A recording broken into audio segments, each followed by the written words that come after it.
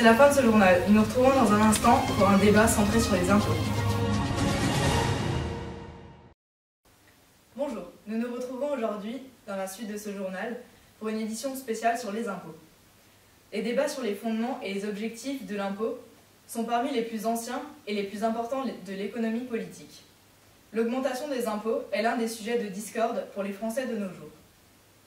C'est pourquoi nous allons aujourd'hui écouter Madame Urban, bonjour, chirurgienne, disposant d'un salaire net de 9 773 €, mariée, sans enfant, Mademoiselle Bréfy, bonjour, avocate, ayant un salaire de 7 984 € net, mariée, 2 enfants, et enfin, Madame Simler, bonjour, jeune professeur de français, disposant d'un salaire de 1 658 €, mariée avec un enfant, qui ont accepté de débattre sur ce sujet très prenant.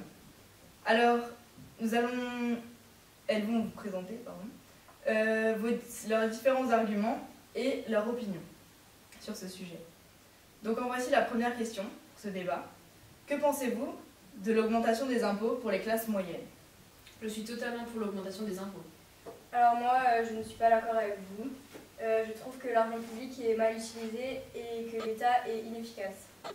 Personnellement, je suis totalement d'accord avec Mademoiselle Bréfy. Je trouve qu'augmenter les impôts, ce n'est pas la peine, alors que déjà, certaines personnes ont des moyens trop faibles. C'est comme une extorsion de fonds. Tout à fait, c'est une pression fiscale. Les tranches du revenu imposable sont beaucoup trop étendues, car moi, percevant plus de 9 700 €, le taux marginal d'imposition est de 14%, et donc je paye autant d'impôts sur mon revenu qu'une personne percevant 25 000 € par mois, alors qu'elle a 15 000 € de plus que moi. Je ne trouve pas ça correct, les tranches devraient être beaucoup plus resserrées pour une meilleure égalité. L'impôt est primordial pour le bon fonctionnement de la communauté, car c'est important pour la population d'avoir accès à des services de bonne qualité tels qu'un bon entretien des routes ou l'accueil des personnes âgées ou le ramassage de déchets ménagers. Je pense que c'est aussi de votre souhait d'avoir un cadre de vie agréable. Bien sûr, mais je pense que la plupart des gens voudraient savoir où atterrissent leurs impôts. Prenons un handicapé qui ne peut se déplacer et qui n'utilise pas les routes, ne veut pas forcément perdre de l'argent dans quelque chose qui ne sera pas utile à son profit. Je trouve Madame Urban un peu osée de parler de cette façon des personnes à mobilité réduite. Il n'empêche que je suis tout à fait d'accord avec vous, mais dans ces cas-là, nous pouvons aussi partir du principe que nous payons ces soins avec nos impôts et nous sommes donc à un pied d'égalité. Et partons du principe que chacun d'entre vous paierait uniquement ce dont il a besoin. Pensez-vous que ce doit être les personnes de classe plus aisée qui paieraient plus que les personnes de classe moyenne, je dirais? Absolument pas. L'argent que j'ai gagné, je préfère le garder à des fins personnelles. Oui, et je pense qu'il est plus intéressant de mettre cet argent dans des investissements qui nous rapportent, comme par exemple dans l'immobilier, au lieu de le perdre dans les impôts qui paieront des choses qui ne nous seront pas forcément utiles. J'entends bien, mais la diminution des impôts, n'oubliez pas, coûterait beaucoup plus cher à l'État.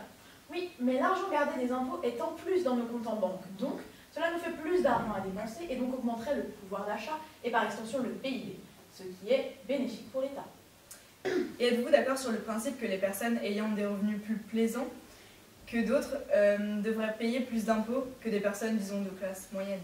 Non, je ne suis pas d'accord sur ce fait, car pour ma part, ma perception des impôts a un côté de solidarité et d'égalité.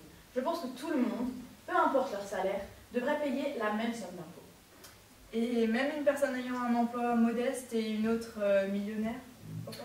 Je pense que c'est normal que quelqu'un riche ait à payer plus d'impôts sur la fortune qu'une personne gagnant le SMIC.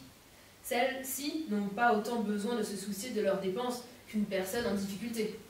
Mais la TVA est la même pour toutes les classes sociales, alors je ne vois pas pourquoi les impôts sur la fortune ne marcheraient pas de la même manière. Mais imaginez-vous une société sans impôts. Pensez-vous que l'argent non donné aux impôts serait-il efficacement utilisé? Alors moi je pense qu'il ne faudrait pas totalement supprimer les impôts, mais seulement les diminuer, ce qui permettrait à des personnes de créer de nouvelles entreprises comme des start-up par exemple, et ainsi que de créer des nouveaux emplois. Oui, mais sans les impôts, je vous signale juste que nous ne pourrions pas payer les métiers tels que les professeurs et les gendarmes. Certes, mais l'argent que l'on n'utiliserait pas pour les impôts pourrait être placé dans les banques et nous rapporterait des intérêts.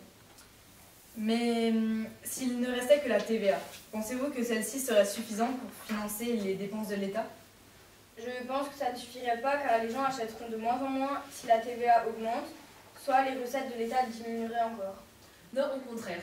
Je pense que si c'est la seule taxe encore présente, les gens auront plus de pouvoir d'achat et pourront donc plus dépenser. Les entreprises seraient alors rentabilisées.